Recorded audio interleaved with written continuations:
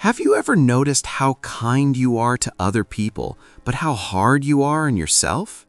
You support your friends when they struggle, you forgive their mistakes, and you encourage them to keep going. But when it comes to you, the voice in your head is often impatient, critical, and unforgiving. That's exactly the problem this book talks about.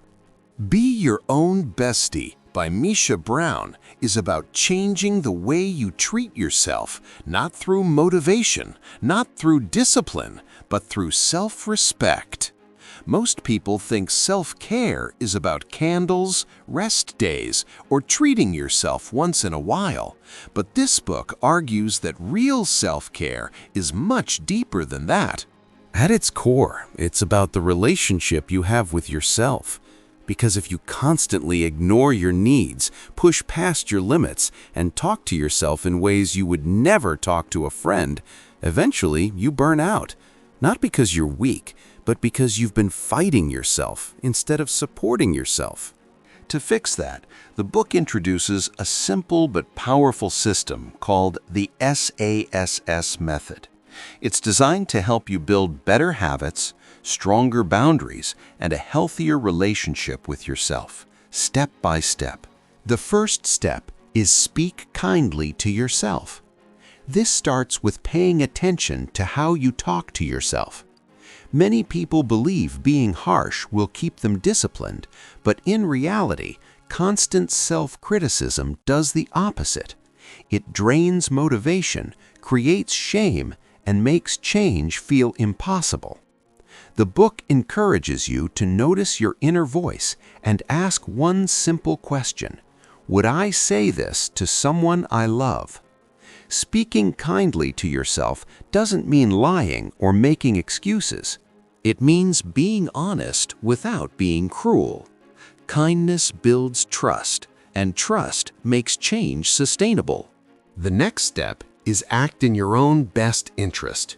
Here, the book asks you to rethink your daily choices. Instead of asking what people expect from you or what you should be doing, you ask a different question. What would someone who truly cares about me want me to do right now? Sometimes that means resting, sometimes it means saying no, and sometimes it means choosing long-term well-being over short-term approval. Acting in your own best interest is how you prove to yourself that you matter. The third step is set boundaries without apology. One of the strongest messages in the book is about boundaries. Many people overgive, over-explain, and overextend themselves because they're afraid of disappointing others. But the book makes this clear. If you don't protect your time and energy, you teach others that your limits don't matter. Boundaries aren't selfish, and they're not walls, they're instructions. They tell the world how to treat you and how not to. And every time you respect your own boundaries, your self-respect grows.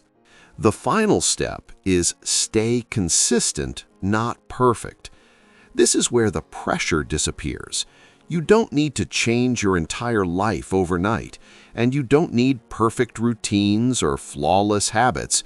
You just need consistency. The book emphasizes that small actions repeated over time build self-trust. And when you mess up, you don't punish yourself. You reset, you continue, and you stay kind. Because self-care isn't a challenge you win, it's a relationship you maintain. In the end, Be Your Own Bestie reminds us of something simple but easy to forget.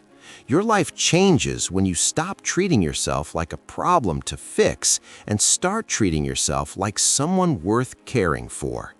When you speak kindly, act in your own interest, set boundaries, and stay consistent, you don't just build better habits, you build a better relationship with yourself, and that changes everything.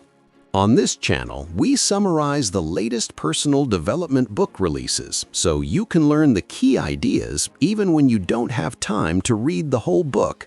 Make sure to subscribe so you don't miss any upcoming summaries.